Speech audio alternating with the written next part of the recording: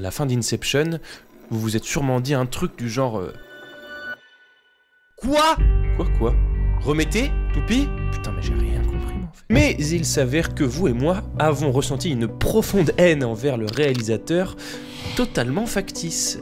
Car ce plan sur la toupie, devenu complètement culte d'ailleurs depuis, eh bien c'est un leurre, si mes calculs sont bons.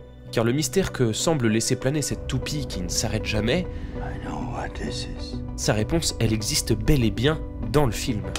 Même si Christopher Nolan n'a jamais voulu la donner de manière texto claire parce que... Correct answer really is that the character doesn't care at that point. Right. And that's really the best answer. On aime bien les films où les gens réfléchissent à la fin. Mais nous, on veut savoir, en fait. Christopher, ça ne nous suffit pas, tes petites réponses à la con. Et d'ailleurs, le mystère que laisse planer la toupie trouve sa réponse 2 minutes avant. Et voilà, si vous connaissez le truc, vous savez parfaitement où regarder. Et si vous le connaissez pas, restez quelques minutes, je vais vous expliquer. Par contre, faut juste qu'on réexplique le scénario d'Inception, juste vite fait. Donc, en gros, c'est un groupe de gens qui a la technologie pour s'infiltrer dans le cerveau des gens, ce qu'ils doivent faire sur 2 ou 3 niveaux successifs de rêve afin d'être assez profond dans l'âme de ce type pour lui implanter une idée dont il aurait l'impression qu'elle vient de lui-même pour pouvoir la suivre. Car ce japonais veut qu'il démantèle l'entreprise que le père du type initial lui a léguée. Mais le personnage principal cache aux autres qu'en fait, sa femme décédée hante ses pensées et que donc elle va venir foutre la merde en s'immisçant depuis l'inconscient de Cobb, le personnage principal, vers le rêve créé pour la mission, ce qui amène à la révélation finale qu'en fait, le personnage principal savait qu'on pouvait implanter une idée dans quelqu'un car il l'avait déjà fait avec sa femme pour qu'elle se décide à quitter le rêve dans lequel lui et elle s'étaient enfermés, sauf que cette idée a suivi la femme jusque dans la réalité, la convainquant qu'elle était encore dans un rêve et que donc il fallait mourir pour en sortir, ce qu'elle a fait.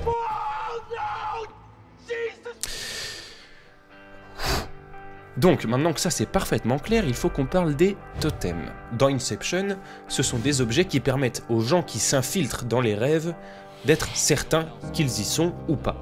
Car le totem, quoi que ce soit, ça peut être tout et n'importe quoi, il a un comportement logique dans la réalité, mais fait quelque chose de différent dans le rêve. Je ne sais pas, moi, ça pourrait être une boule qui ne roule pas dans un rêve et qui roule normalement dans la réalité. On ne sait pas. En tout cas, ce qui est sûr, c'est que le totem du perso principal, Cobb, c'est apparemment une toupie. Pas stylé, mais chacun son... Pas de jugement, ici. En tout cas, lorsqu'il est dans un rêve, la toupie est supposée ne jamais s'arrêter. Comportement illogique, et donc tout à fait signifiant. Et évidemment, lorsqu'il lancerait la toupie dans la réalité, comme une toupie normale, elle s'arrête au bout d'un moment. Ce qui fait qu'à la fin du film, le réalisateur a pu nous faire son fameux coup de pute.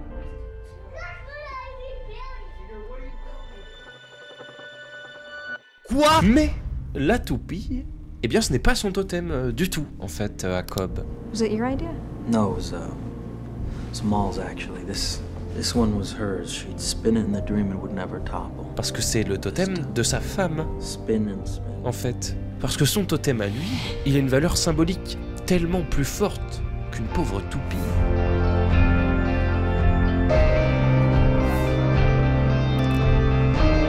Et bien sûr, quand on est dans la réalité, eh bien l'alliance elle disparaît.